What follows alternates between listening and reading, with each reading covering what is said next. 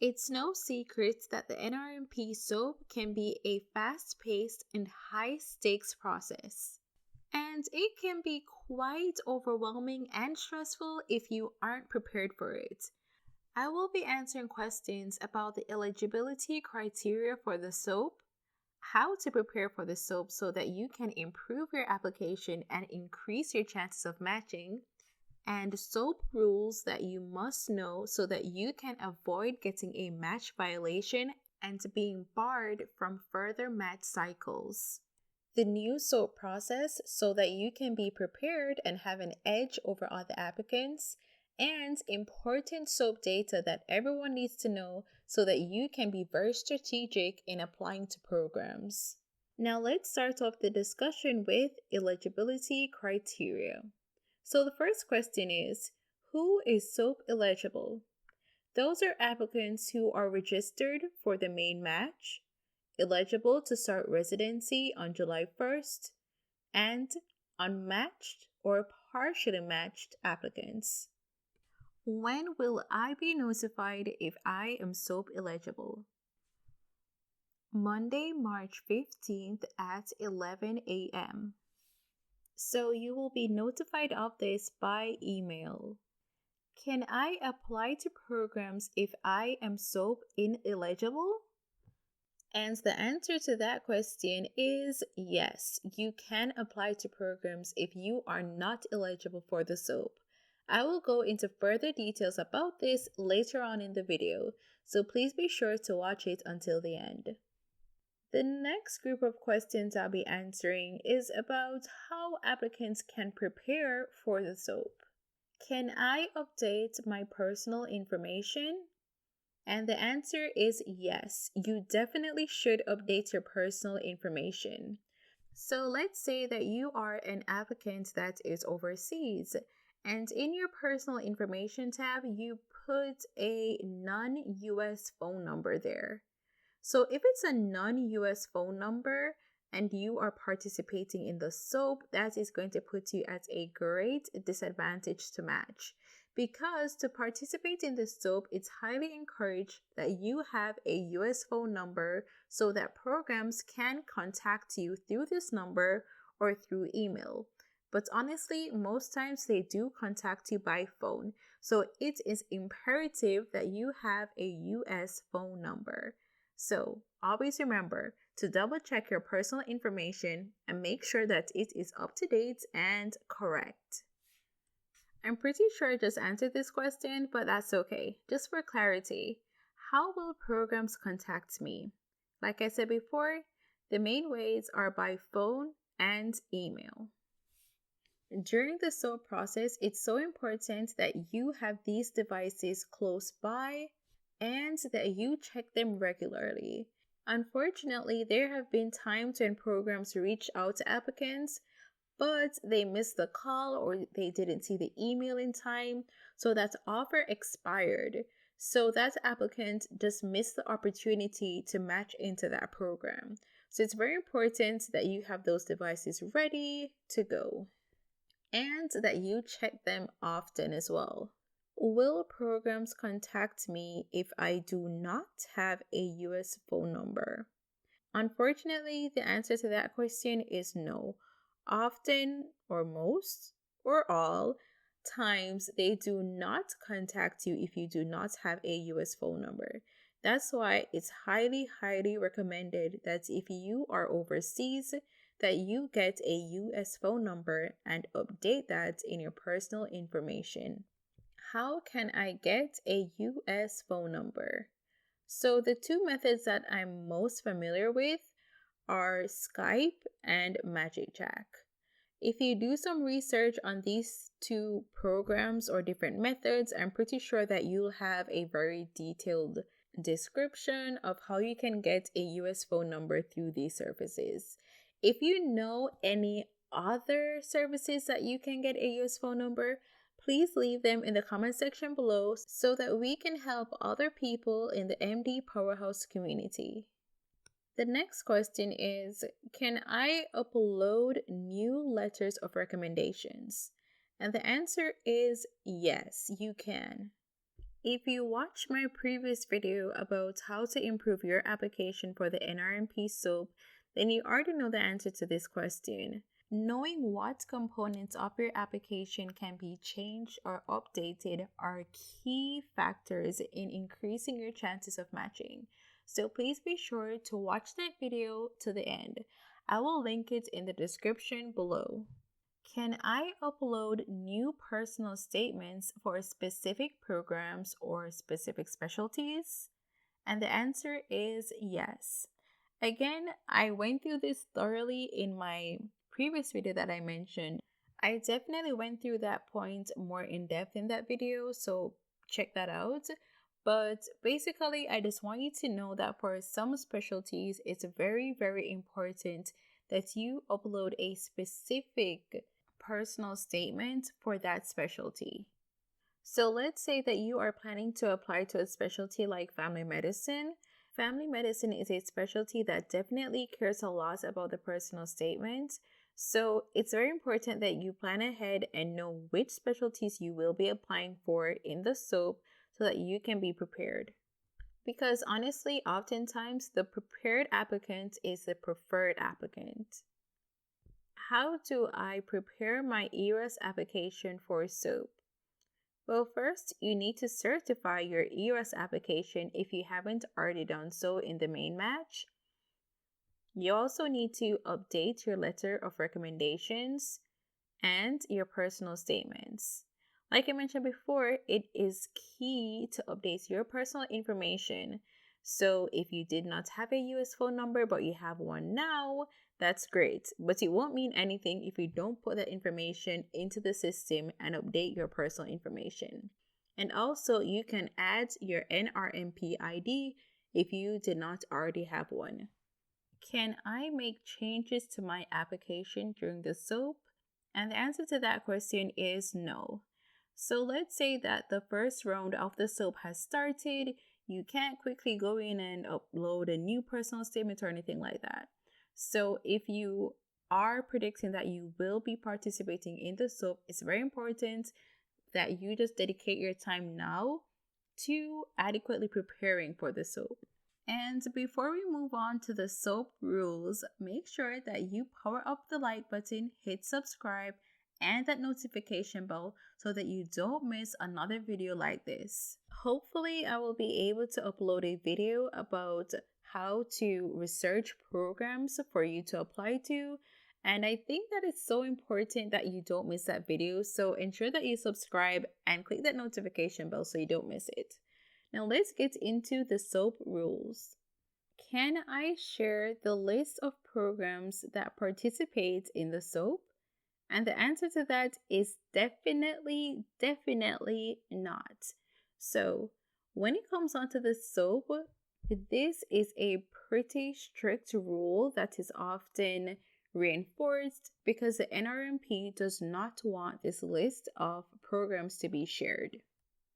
Can I contact programs as soon as the list of programs with unfilled positions is released? And again, the answer to that is definitely not. The NRMP allocates specific times for when applicants and programs can interact with each other. But it's key to know that this interaction should never be initiated by the applicant or anyone on the applicant's behalf. It should always be initiated by the program themselves.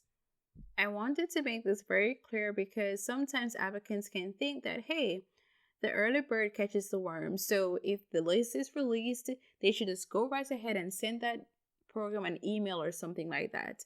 Definitely don't do that, because when it comes on to the NRMP SOAP, the early bird gets the match violation. So it's definitely important that you do not break or violate this rule. I just mentioned this, but it definitely needs to be emphasized. Can I initiate contact with programs during the SOAP? And again, the answer is no. Applicants should never initiate contact with programs during the SOAP. If you decide to contact a program outside of ERAS and go ahead and send them an email or call them during the SOAP, then that is a match violation, and that can lead to you being barred from further match cycles. So never initiate contact with a program during the SOAP. Some people might be thinking, hey, okay, I can't contact the program first, but maybe I can ask someone I know to contact the program for me. Well, that is also a match violation. So for this question that says, can someone initiate contact with programs on my behalf? That is a definite no. How many programs can I apply to? Well, applicants can apply to up to 45 programs. Can I apply to 45 programs per round or 45 programs total? And that is 45 programs total. So for the entire duration of the SOAP, you can apply to only 45 programs. Can I pay a fee to apply to more programs? And no, you cannot pay a fee to apply to more programs. Can I withdraw an application to a program after submitting it? And no, you cannot withdraw an application. So let's say that you apply to 45 programs, but then you saw another program that you probably missed or realized that you really want to apply to it. So you're just like, hey, I'll just try to swap out one of these programs and then apply to another one. Well, you can't do that. So once you have submitted your list of programs, you cannot withdraw your applications. Can I apply to non-SOAP participating programs during the SOAP via ERAS? And the answer is no. SOAP eligible applicants can only apply to SOAP participating programs during the SOAP via ERAS. Can I withdraw an application after I accept an offer? And that is again a no. So whenever you accept an offer in the SOAP, it is a binding agreement, just like in the main match. So you can't withdraw your offer after that. So let's say that during the first round of the SOAP, you get 10 offers. If you go ahead and accept one of those 10 offers, then all the other 9 offers will be rejected automatically, and the one that you agreed to or accepted, that is the one that you are legally bound to. Can I reapply to programs that I applied to during the main match? And the answer is yes, you can. But of course, that program has to be participating in the SOAP. Can I reapply to programs that I applied to during the SOAP? And the answer is no. You can't apply to a program again once you've already applied to them during the SOAP. So let's say that you submitted your list of programs and then one program did not contact you during the first round. You can't then send them another application in the second round. You can only apply to a specific program once. If you are enjoying this content so far, please be sure to power up that like button, hit subscribe, and that notification bell. Now let's move on to the SOAP process. How many rounds of SOAP are there? There are 4 rounds, and that's pretty groundbreaking and new for this year's SOAP, because previously there were 3 rounds of SOAP, but they increased that number from 3 to 4. How long is each SOAP round? 2 hours. So those 4 rounds are spanned over different days, but each round lasts 2 hours each. What are my options when a program calls me with an offer? Well, you can either choose to accept, reject, or let the offer expire. So like I said before, each SOAP round lasts for 2 hours. So let's say that a program provided you with an offer in the first round. However, the 2 hours elapsed, that round is finished. What happens with that offer is that it will automatically be expired. Will an offer that was rejected or expired be offered again? And the answer is no. That's why it's so important that you constantly check your phone and your email. Because if for whatever reason you missed the call or you missed the email during that SOAP round, what can happen is that offer will expire and then you can't get that offer again. What is the schedule for March 15th? Well, at 11 a.m., you can see the list of programs that are participating in the SOAP. However, you can't start applying to those programs until 12 p.m. And by 3 p.m. on that day, programs will review applications and start contacting the applicants. So essentially, that time period between 11 a.m. to 3 p.m. is imperative. That is the time that you have to research all the programs that are SOAP eligible and create a very well thought out list of the 4 to 5 programs that you will be applying to. If you want to increase your chances of matching, it's very important that you submit your list of programs by 3 p.m. Even better if it's a little before, so 2:55 p.m. Whatever it takes to submit your list on time. When can I submit applications during the SOAP? Well, you can submit applications starting from March 15th at 12 p.m. Eastern Time and March 18th at 3 p.m. Eastern Time. Even though you have this 4-day time period to submit your applications, it's highly recommended that you submit your application on March 15th before 3 p.m. Eastern Time. Because, like I mentioned before, programs start to review applications on that same day at 3 p.m. And offers are normally, majority of offers are normally offered during the first round.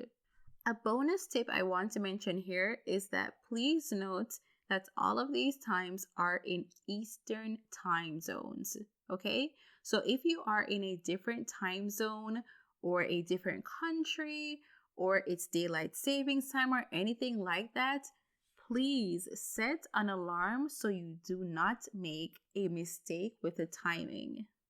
So we already talked about March 15th. So now what is the schedule for March 16th?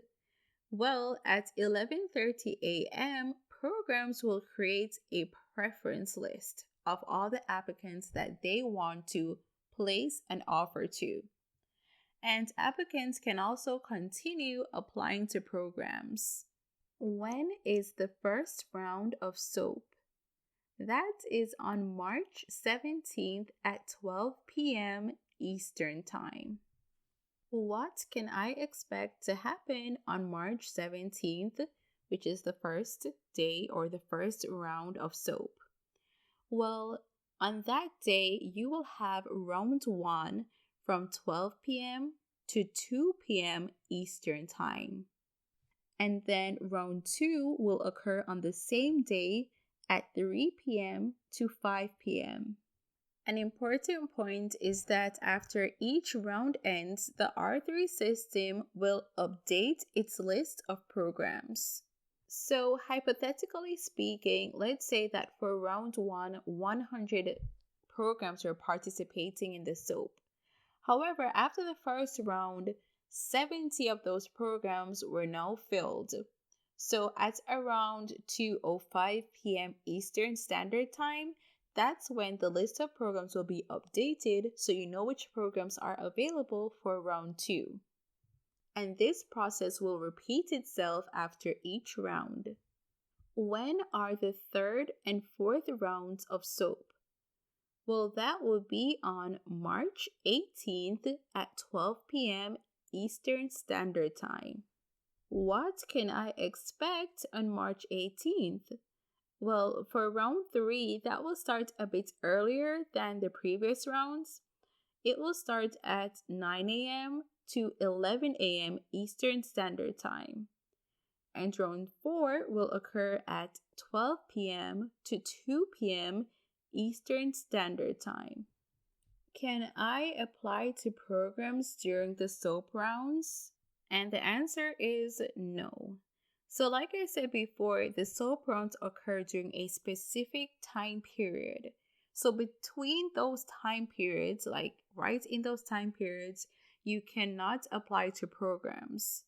However, if you took my advice and then just applied to all the programs that you needed to before the programs create their own preference list, then you don't really have to worry about this because you'll be in better shape and good hands at this point.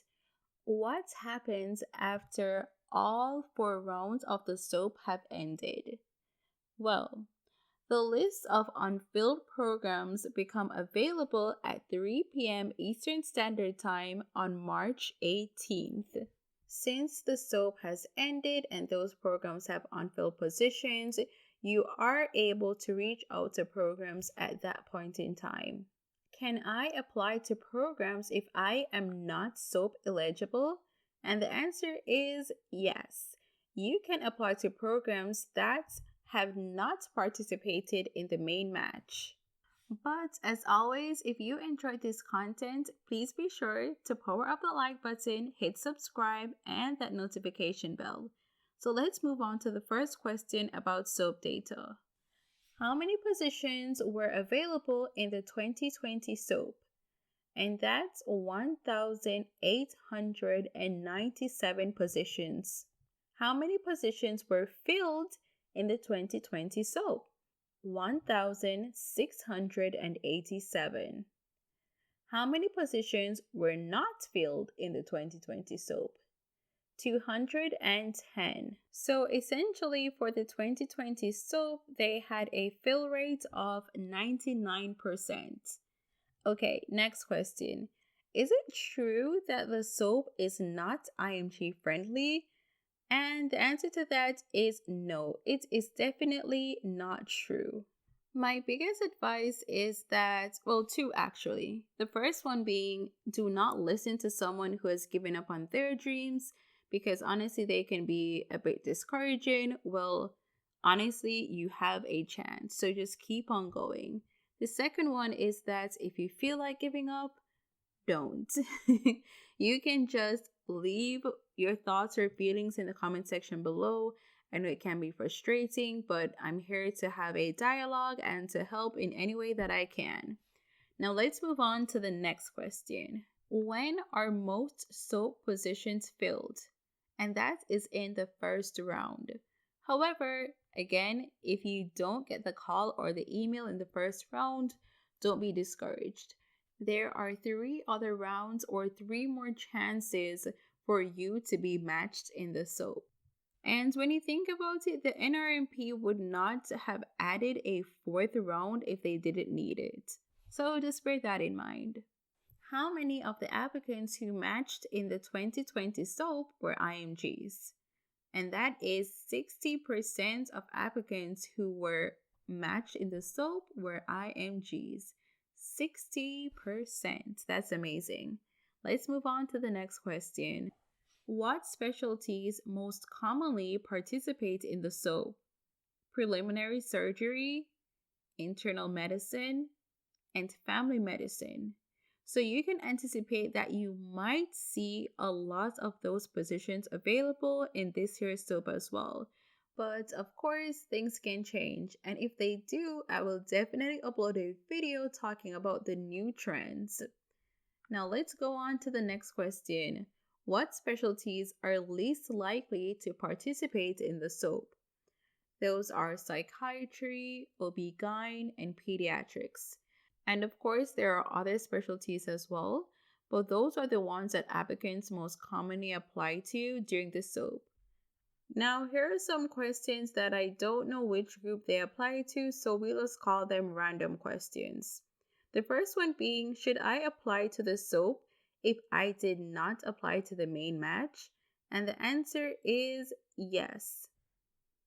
You have until March 15th to apply to at least one program or of course you can pay some late fees, but you'd be able to participate in SOAP, and that will definitely increase your chances of matching and avoiding the possibility of waiting another year to match. So definitely, it's nothing tried, nothing gained. So try to apply to the SOAP if you can. Do I have to pay to participate in the SOAP? And the answer is no. But of course that depends. So if you apply to at least one program for the main match, but you didn't get an interview, then applying to the SOAP will be absolutely free for you. Like there's not a specific fee assigned to the SOAP for those applicants. Can I send a letter of intent during the SOAP? And well, my answer to that is no, because the SOAP is time sensitive.